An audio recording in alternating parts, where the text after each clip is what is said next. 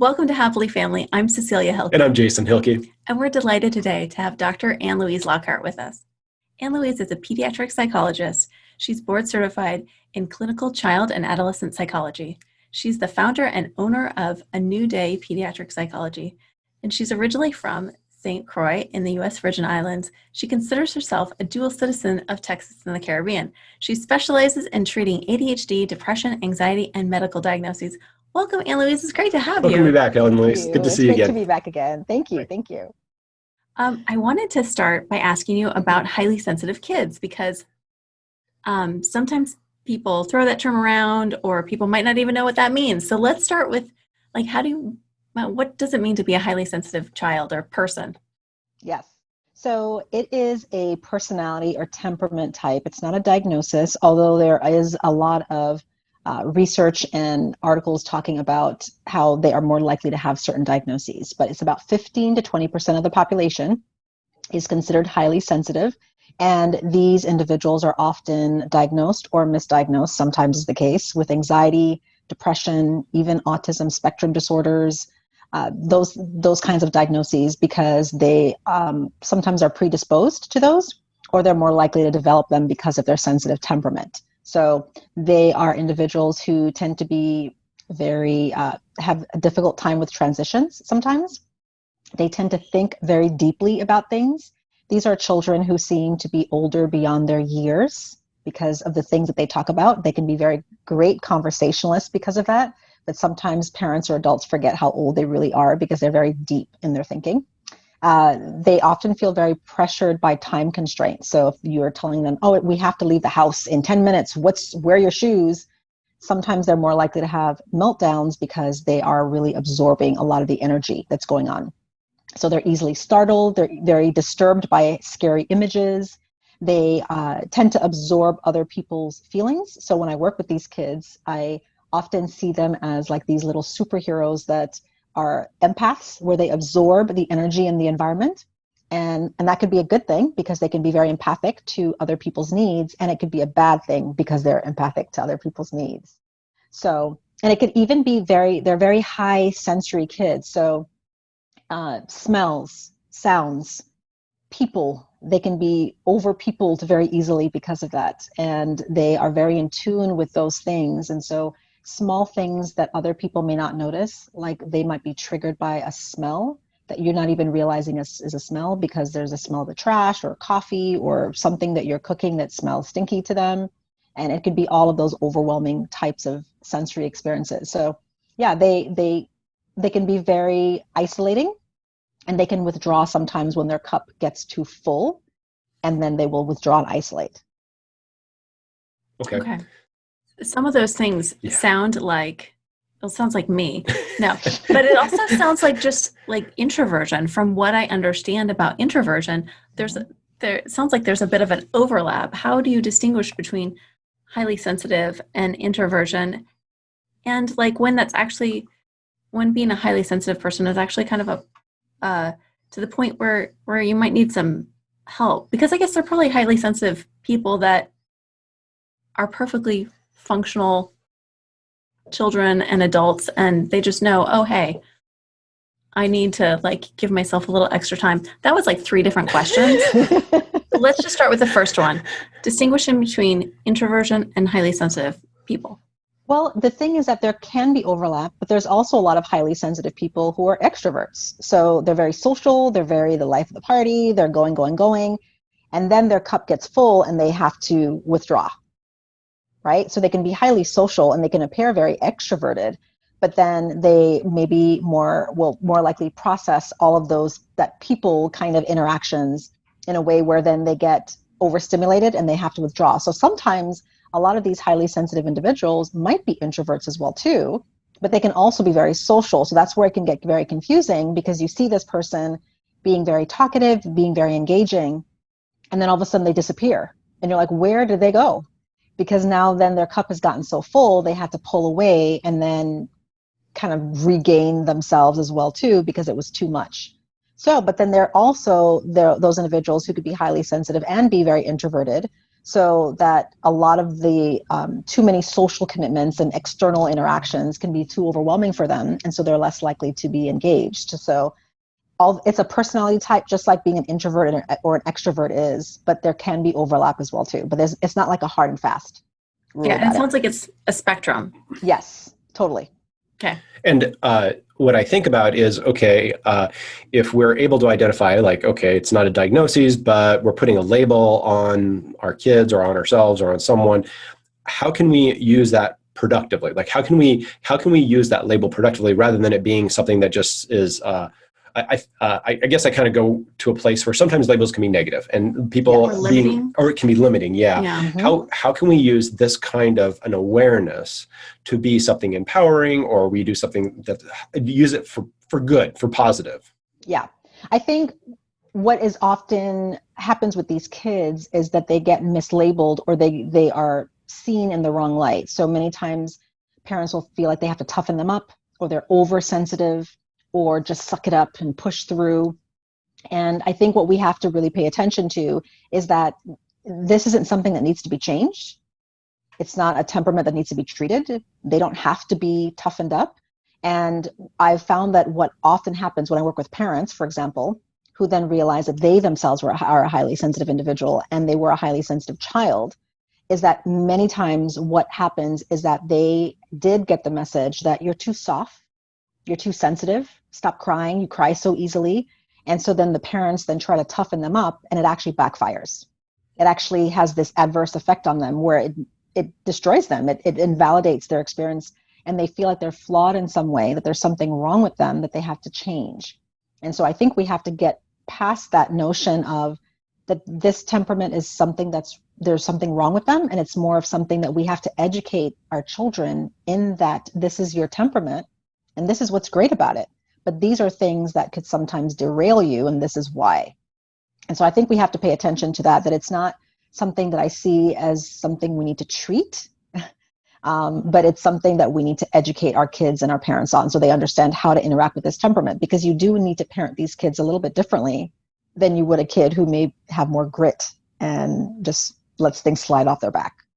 Okay, so that led right into what my other question was. It's like, so how do you parent kids like that different? Like, if we have that awareness, which I think I could see the real value of being like aware ourselves as the parent for the child, and also for the child as they get older to be aware of it. But how do we support them? How do we parent a child like that?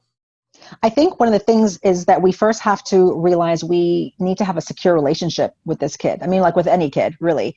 But with this kid especially, because they're so empathic and so in tune with emotions, if there is this subtle feeling of rejection, or that you're frustrated, or you're fed up with them, or how they are irritates you in some way, they're going to be more likely to pick up on it because they're so in tune.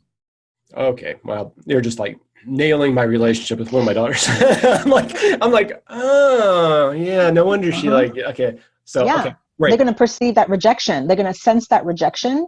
They're going to feel that emotional rejection more deeply, and it'll cause a rift. And so then their attempt to connect more may feel like they're being sassy or defiant or annoying or give me my space. And it's because they're trying to connect in some way. And it could feel like it's like not what it actually is. So it can be often misinterpreted by the adult or by the parent. I think another thing is, and this is a hard one for a lot of parents, is just accepting them where they are. Like, they don't need to be changed.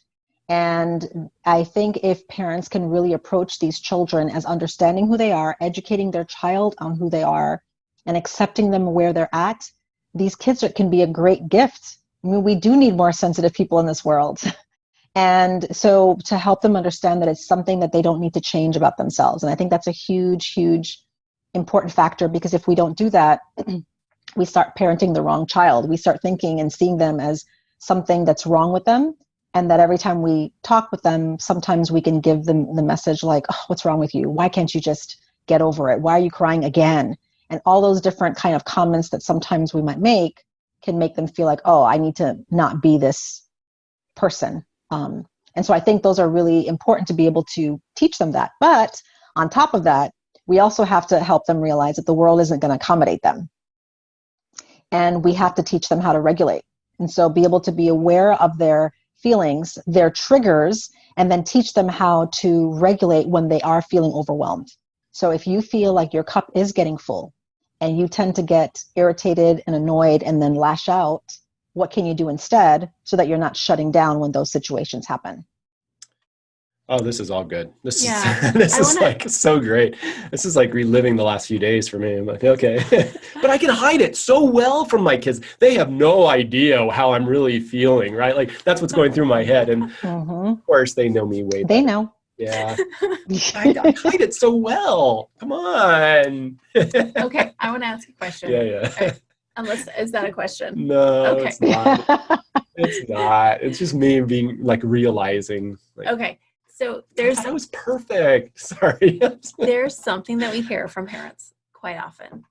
And I'm going to even be a little gender stereotypical with this. Mm-hmm. The mom will say, like, oh, let's accommodate. This is too hard for you right now. Let's do this instead. Yeah. Be flexible. And the dad, and I'm thinking heterosexual relationships, and just like being super stereotypical right now. And the dad is like, you're too flexible. You're not preparing our child for the world. How do you hold both of those truths at the same time? Because there's a purpose behind both of those. We need to be understanding, and also we need to teach skills. Yes. Great question. And I get that all the time when I'm doing parent coaching. I almost always have that scenario. And I think both can coexist. I think so often we approach situations as either or has to be the truth when it could be and.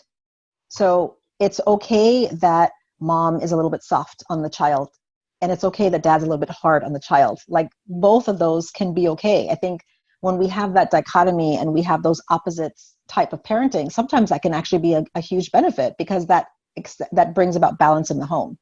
So how I think we can balance that out is by being able for the parents to be on the same page in terms of their approach. To say, hey, the mom, for example, in this scenario, could be the empathic, listening, validating person. I know that this situation is really hard for you. I know it hurt your feelings when blank happened. I'm really sorry that happened to you. And then dad can then tag team, you're it kind of thing, is like, yeah, I know that was rough. So when that happens, what can you do in the future? So that when people are gossiping about you, for example, what can you do differently so that you don't feel so hurt by it in the future? So then you're having that validation piece coming in, and then you can bring in, okay, let's come up with some solutions for that, so that you can feel like you're building more resilience and grit for the future, so that you don't get so hurt by this situation, because it's going to happen. Rejection is going to happen. People saying bad things about you is going to happen. You're going to fail. Those things are going to happen. So just staying in your emotion isn't going to help you deal with it. Being able to have an action plan and a solution is actually going to help you. So I actually can see both parents, even though they're approaching it differently, can actually be a good tag team situation to help the child move forward past that situation. So I don't see it as necessarily bad. That's interesting. As you're saying all that, I realize, like, so the scenario Cecilia kind of laid out there, maybe we know some people that are like that live in our house, and that might be sitting right here actually talking to you. But we both have like kind of an understanding for each other. And I think we do get into this role of like, I think she should be doing it my way, and she thinks I should be doing it her way. And I like what you're talking about. Like, we can both come at it with our own approaches, but we still have the cohesive principle, I guess, that we're moving towards the same philosophy. Yeah. And it's interesting because I started thinking, like, it really takes trust between each other. Like, I have to trust that what she's doing is the right thing, and I trust that she's thinking about it. And the same way she has to trust, like, what I'm doing, like, I'm thinking it through, and that I'm doing, whatever it is that I'm doing. Who knows what I'm doing sometimes, but like that's an interesting relationship that the couple has to come to. I mean, and then of course, if you're single parenting, that's a whole challenge in itself. I really I appreciate that approach, and I can see value in that, rather than trying to fix each other. And then all of a sudden we're in this weird dynamic while we're trying to talk to the kiddo about the difficulty they're having, and in the meantime we're like figuring our stuff out. So that's really interesting. I value that a lot. Well, and And I see that with couples in a partnership or a marriage, but I also see that across cultures, because sometimes if you have two people in a relationship that are come from completely different cultures or ethnic backgrounds, their approach is also going to be very different. And I have several families like that as well too, where we have, the dad usually who's, if he's Black or West Indian, like from the Caribbean, or African, and there's very specific type of cultural mindset with a white mom, for example. And that's a very different kind of mindset. And then both of them often will clash with it and saying, well, again, the usually if it's a Black dad, West Indian dad, African dad, they're thinking about, oh, just suck it up, move on. That was the mindset that, especially, and it's generational too. So depending on how your mindset, how you grew up, and the kind of dismissive attitude many of us felt like we received from our own parents, then that's the kind of parenting then we tend to pass on. And so that makes it very hard for a child who's highly sensitive to have a parent who thinks that way, because many times parents didn't learn about this type of temperament. They were told that you're being too soft and you got to toughen up your kid. And so that those clashes can happen too. So it can be between like a mom and a dad. It can also be within a culture, two different cultures as well too can clash when they're raising a child. So we have to just be aware of where the messages that we're getting from how we were brought up, and then how we're bringing that into the situation, because many people don't prepare for how they're going to parent. They just parent the way they were parented. And that doesn't always work out too well. Yeah. Or they know they don't want to parent the way they were parented. And so then they're just like, or then they swing like way, exactly. Right. And that's not helpful either. No. Or they just like let go. And then that's also like frustrating for them, because then they don't know what to do. But anyway. I wanted to talk a little bit that we didn't really plan on talking so much about partnership, but I think it's really important when we're talking about highly sensitive kids to talk about some of these issues.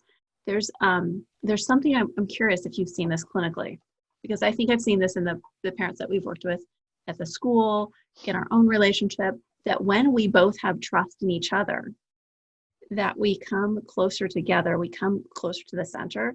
Mm-hmm. And when I'm doubting Jason and he's doubting me, I become more like, we both get more extreme. Mm-hmm. He's like pushing more independence and I'm pushing more empathy, like over parenting, coddling. Or we hold those positions even stronger. Yeah. Maybe they're not extreme. extreme. Do you notice that yes, we can be even more extreme if we're not really trusting? Yes, we can. And I think because the family, and we look at this in like family systems, like psychological research, they talk about this, is that families maintain homeostasis. They try to keep things even. And so if you have a healthy family system, then it works out fine. But if you have a system where you have an alcoholic family member, or you have someone is in drugs or in and out of jail or running away, or a child who's tantruming all the time, or you have all these other things that are outliers within the family, then what happens within the family system is that the family members try to maintain balance in some way. So they all fulfill a certain role. And so when things are happening too extreme, then it tries to balance itself out again. So if you have one parent who's very authoritarian and one who's very permissive, then it's going to be clashing. And then what happens is that the children, then sometimes that's where it feels like manipulation to parents. The kids are playing off of that because they're trying to maintain balance. They're trying to maintain this kind of homeostasis. So then you'll feel more at odds, and both partners are going to be more extreme. And that's where it causes so many rifts in the family relationship. So when people feel like, my child is having tantrums, or my child is not wanting to go to school, or having separation anxiety, well, it could be the effect of this unbalanced family system. And so, we do tend to play off of each other that way, which then feels like that's when parents start to blame themselves. Oh, it's my fault, or it's our fault that our kid acts this way. Well, it's not fault or blame. It's just that our brain and our systems are trying to maintain something that feels predictable and certain. And when things are uncertain, it feels uncomfortable. And so then we try to drive that system to fit our needs. And that's why we see that. And then with highly sensitive kids, it's even worse. Because even though you think you're fighting in private and you're disagreeing in private, they'll pick up on it. No, I hide it. I hide it really well, Ann-Louise. Like, they have no idea, really. I wanted to, so we were touching earlier about highly sensitive kids and them being able to regulate. And you talked a little bit about regulation. I wonder if you could say a little bit more about, like, for people maybe that don't know regulation, or just so that we're all on the same page, could you talk about what it is when you're talking about regulation and why we would want our kids to have it? Mm-hmm. Yeah, that's a great question, because regulation is all about part of our executive functioning skill. And it's one of those things that takes time to develop, and it's something that we have to learn. So when we automatically assume that a 2-year-old should just know how to just suck it up when they can't get something that they want, no, they can't. So if they're going to have a tantrum, that's normal. And the tantrum actually helps them to regulate, because it's like, if you fast forward 40 years into the future, it would be like an adult venting about their miserable day and how they had to do this and that and got stuck in traffic. So we're having our own little adult temper tantrum, and it helps us to regulate, because now, like, now I got that off my back. Thanks for letting me vent. That's the same thing that a toddler will probably do when they're having a tantrum. So regulation is our attempt to bring things back in balance. I mean, really, balance is a big key for a lot of this stuff, is that we're attempting to bring things back in balance again. And so regulation is part of that. It's about emotional regulation, so to be able to be more controlled. It's about cognitive regulation. It's about behavioral regulations, all that stuff. It's about keeping things in balance so that you are feeling like you have some level of control over yourself and then the situation that's happening. And that takes a lot of effort. So when we expect kids to automatically know how to do it, how to handle disappointment and not freak out, how to hear a no and not yell at their parents, like, well, that requires a lot of regulation and self-control. They're not going to automatically know how to do that. Now, for kids who are, more go with the flow, they'll learn it easier and be able to act on it. But for kids who are more sensitive, kids who are more temperamental, kids who are more rigid and inflexible, that regulation is much harder for them. That makes sense to me. I Yeah. see this there. Yeah. And in myself and others too. So I'm wondering, with regulation, with the kids, that it's harder. They are more rigid. Is co-regulation part of the answer? Yes, it is. And that's the tough part, because many parents, if you have a kid who's dysregulated, if you yourself are dysregulated, which often is the case if you're balancing a lot of stuff, if you feel overwhelmed by life and work and managing your household, then we get dysregulated. We feel exhausted, we feel hangry, we feel irritable, we feel hormonal. I mean, there's all kinds of ways that we get dysregulated. So when we're dysregulated, our kids, especially our highly sensitive kids, will pick up on that. And then sometimes what happens is that it pushes these kids to become parentified, where they feel like, I have to take care of mom, or I have to take care of grandma, I have to take care of dad, whoever it is, I have to take care of my brothers and sisters. That they start to feel the responsibility of it, because they're so empathic and they're so in tune with their environment that they're trying to be helpful. But in fact, then they're overcompensating and trying to meet everybody's needs. And so a lot of these kids, that's why they can get depressed and why they can get very anxious, because they feel so responsible for everybody's needs. And we want to give them the message that, no, you don't have to be the man of the house. You don't have to be the big one in the house. I'm the parent, I'm the adult, I'm the caregiver. It's my job to do it. Even when I'm overwhelmed, it's still my job to do that. So that co-regulation piece is really helpful, so that it's about having parents being appropriately vulnerable and honest with their children, developmentally appropriate, saying, I am so sorry that I didn't spend time playing with you today. I am really exhausted from my day. Let's spend some time figuring out this week when we can do a play date together, or a daddy-daughter date together, or whatever it is, and admitting it, saying that this is how I feel, and I'm really sorry for yelling. I'm sorry for lashing out at you, and repairing that, so that way they understand it's not my fault that this adult should know better lashed out on me. But we're also modeling appropriate regulation by saying, I admit that this was the way I responded and I shouldn't have, and let's repair this and let's make up for it and let's do something different.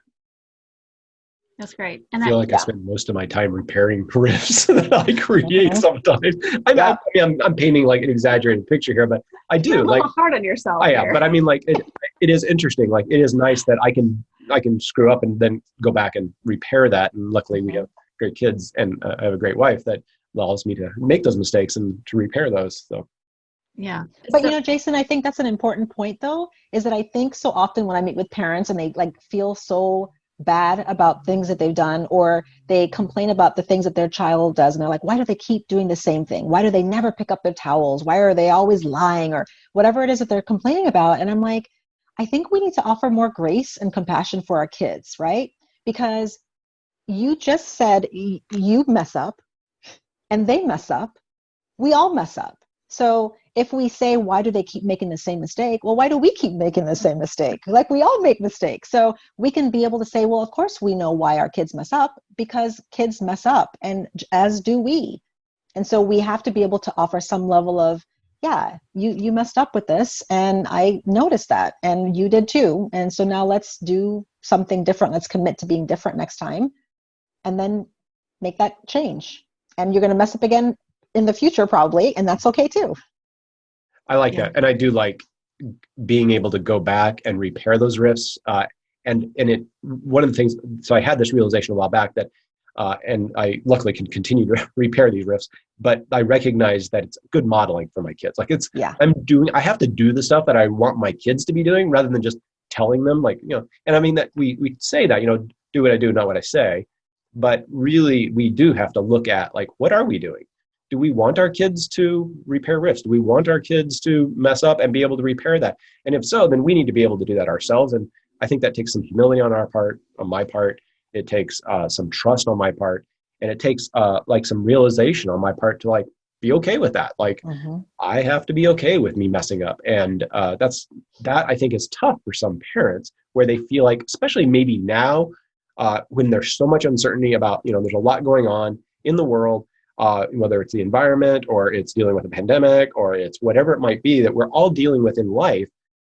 I think that sometimes parents feel like, well, I need to be that bedrock, and I need to be the one that knows what's going on, and I need to be infallible almost. And it puts a lot of pressure on parents. And I think that if we can find a way to be okay with being wrong and model for our kids what that looks like, then it benefits them as well as benefits us as well. But I just think it's an interesting thing to be considering as parents that are really trying to create an environment that's safe and secure for kids, that when there's so much unknown.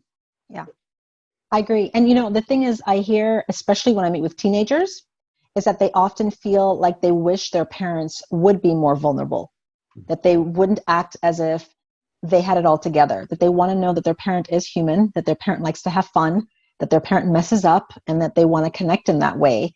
Because many times they feel this pressure of having to perform and never having any flaws, when we know that's not possible. And so it's about being human with your kids and helping them know that, yeah, sometimes we mess up too. And I had that teachable moment with my son, who was 7 at the time, when I had noticed he had done all his schoolwork, and I was impressed with how quickly he'd done it in the after school program. And then as I was going through it, I realized that he didn't do it on his own. And I said, oh, did you get help? And he was kind of hemming and hawing. And I was like, did someone else help you? And he was kind of hemming and hawing, kept changing his answers. And I was like, he's like, no, I copied it off of somebody. And I said, oh. And I said, I see why you did it. And he's like, what? And I said, yeah, it sounds like you cheated. I cheated when I was in school too. He's like, what, Mommy? I was like, yeah, because it's easy. You got your work done, right? I said, but what's the problem with it? You still don't know how to do the work. That's the problem. So although it was a great shortcut, it actually didn't help you. So let's erase it and let's actually learn it. And that was it. I didn't need to have a punishment. I didn't need to take anything away. He already felt bad for it. He knew he got busted. But he also knew that Mommy also did the same thing. And it makes sense to cheat. It makes sense to me. But I also know that it doesn't help. So then let's just move on past that. And I think that's where we have to have that vulnerability with our kids. Like, we don't have to share all our deep, dark secrets with them and all the things we did wrong as a kid. But I think they need to understand that I didn't always have it together either. I understand why you did it. And I think it's a really great way to connect with our kids. And I think that connection is so important for all of our kids, but especially when we talk about these highly sensitive kids, they are especially in tune with disconnection and rifts in those relationships. And it really hurts them more deeply. Yeah. Wow. This has been such a great conversation. And I'm going to have to restrain myself and not ask all the questions I want to ask. But as we're wrapping up, I wanted to touch on anger because we've talked about emotional regulation and co-regulation. We've got to regulate ourselves before we regulate our kids. And anger is one of those feelings that parents tend to have some fear around. Is there anything special that we need to know about anger and when our kids are feeling angry? I think with anger, we have to go back to the way that I conceptualize it, the way that I've seen it often conceptualized is anger is this iceberg surface emotion. And there are other emotions that drive it that are often more vulnerable and more painful. So when kids present as angry, whether they look like an angry toddler or school age or teen or adult often, we have to look at, is there rejection? Is there embarrassment? Is there not feeling good enough? Is there not, or feeling lonely, alone? All those different other emotions that often push forward anger, because anger is a great way to protect yourself. It's a great shell to use to insulate yourself. And I often see it, and I've described it to kids as this kind of like this castle that has a moat with alligators, and you're in the tower and you have all this anger stuff that's protecting the stuff that's actually the vulnerable thing. But I don't want anybody to see it, so I'm going to lock her up in that tower. And the anger makes it look like you have this strong defense that nothing can affect you, nothing will get to you, and everything looks like it's fire and brimstone, and you're going to destroy everybody that comes in your path. But what's really going on behind the walls are the things that you don't want people to see. And you're trying to insulate and build this protective core, so that you don't feel that hurt. And so the way I see anger is really looking at what is the vulnerable feelings underneath it. And the way to get to that is to connect with your child, to be a person with them and to find out what's happening underneath that. So when you're seeing all these different emotions that come out and you see them as anger and they think it's anger, that's why we need to build our feeling vocabulary and emotions with our child so they can identify how they really feel. Because if a child thinks they're angry, angry kids do angry things. But if instead they think that it's, oh, I'm disappointed that I got a bad grade, or I feel really lonely when I go to school, or I feel really sad that, so-and-so didn't text me when I texted them. If we can really get to the true feeling, then we can help them identify what they really are feeling, and then they will respond in a different way. Because if you're disappointed, you will respond very differently than if you just say, no, I'm mad at my teacher for giving me a bad grade, as opposed to I'm disappointed, I didn't perform the way I wanted to. And so I really see anger as very different. And when we can really get to the core of what's going on and help our kids identify that and help parents speak to the real emotion, then we can diffuse it a lot better, because they'll feel understood and kids will feel heard and listened to, because a lot of kids struggle with not feeling understood, which is why they get depressed and why they feel suicidal, or they feel like they want to, withdraw because they feel like no one understands them. And then we see something very different. So we have to really get to the real emotion and then educate our kids on what the real emotion is that they're experiencing. Yeah, makes sense. That's great. And I'm wondering if you could briefly just model what that actually looks like to address the anger, but also to get at some of those deeper emotions in the moment, just for parents that are like, okay, that all sounds great, Ann-Louise, but how do I do it? You mean like how you would actually say it? Yeah. What would you say? So it depends on the age. So what age are we talking about? Okay, let's pretend we have a middle schooler who is getting off of a video game and they're super mad because mom or dad has asked them to get off. Okay. So a few things that how I prefer to deal with those things is that if you're dealing with it in the moment, it's often too late because they're already mad at you. So if you know that that's going to be a trigger, that transition from video game to off the video game, then you want to address it before the video game experience is even occurring. So I think that's where you kind of preemptively address problems before they are a problem in the moment. Because then once the emotion brain is then triggered, all that logic and decision making and rational, all that stuff is going to go out the window because now they're just mad at you, right? So it's about you're hanging out, you're going for a walk, eating some ice cream, whatever it is, and then you bring it up and say, hey, what games are you playing that you really love? What video games, you're playing? I wonder if, over your birthday or Christmas or whatever, that maybe we can get you the next game that you want. What would be on your wish list? And you just kind of just hang out with them, talk with them about what they're interested in, what they like. I also noticed that when it's time to get off the game, that I know it's super hard, and I totally get it, because you obviously love these games. Like, it's such a fun thing for you to do, and it's hard to get off, especially when you feel like there's nothing more exciting to do. So, but we know you can't play all night long, although you would love to, because I totally get it. But how can we work together so that we can have a smoother transition? Because I know you don't like it when I yell at you, and I know that I don't like it when you cop an attitude with me. So how can we work together so that we can make it more peaceful? And then as you're talking them through this, then you can also then join them in the activity. So say, hey, we got 30 more minutes left, 15 more minutes left. Hey, tell me what's happening, what's going on?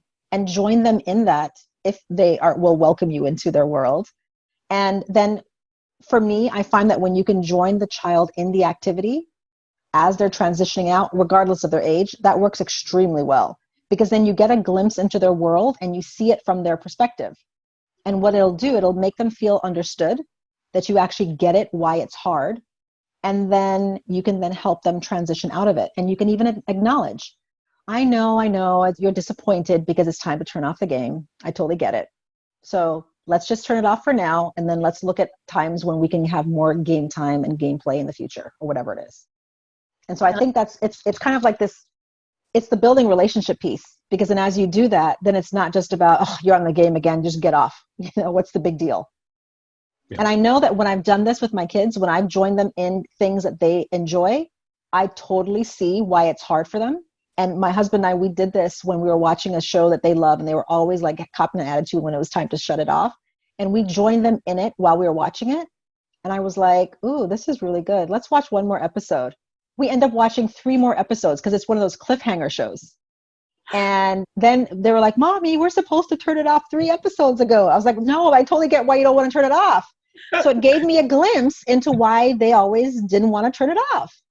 But I think so often we are so disconnected from sometimes some of those things that it's like, what's the big deal? But it is a big deal. Like, I didn't want to turn it off either. I get it.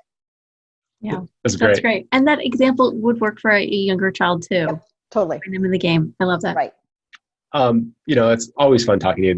We get so much insight from talking with you. I appreciate you taking this time to talk with us. And as we're wrapping up here, do you have any final words for us, or anything that you'd like to ask, like a big ask for the audience, either one of those? Yeah. I think one thing I really want to encourage parents is I know that we have a lot of things that we're balancing at any one moment, but I think that one of the things that really helps and would really help is to take things in stride, to really look at things that are going on in your life and with your kids. And when you have all these rules and expectations, really ask yourself, is it that serious? And can we just let some things go? And I think you could allow a lot of that burden of feeling like you always have to maintain everything all the time. It can really release a lot of it. And so I think that's a huge thing, is just to really look at what can I take in stride and what can I just let go today, and just let it go. That's so powerful. I could live that one for a while. I could really work on that one. I get overly serious very easily. Yeah. Ann-Louise, so fun talking to you. I know I've gotten a lot out of this. You have a lot online that people can get access to for resources, and I would encourage people to, follow you and to sign up for your email list. How could people find you online? What's the best way for them to find out more? So there's a couple ways. One would be going to my website at anewdaysa.com. So anewdaysa as in San Antonio.com. I have lots of different PDF downloads and information, classes, webinars that I'm doing. And then I'm very active on Facebook and Instagram. And so then Instagram would be Dr. Ann-Louise Lockhart. And then Facebook would be at A New Day Pediatric Psychology. And so I'm always posting different updates and different encouragement and things for parents to just be educated on and informed about. And so I have those insights and resources as well. That's awesome. And I know you have a lot of free resources, and yes, as well as some paid stuff. So it's just it's a fantastic opportunity for people to follow you. And we'll include links for all of those in the speaker notes. Thank you for taking time to talk to all of us here. We look forward to future conversations. They're always great. And we'll talk to you later. Thank you very much. Thanks for having me. Bye-bye. Bye.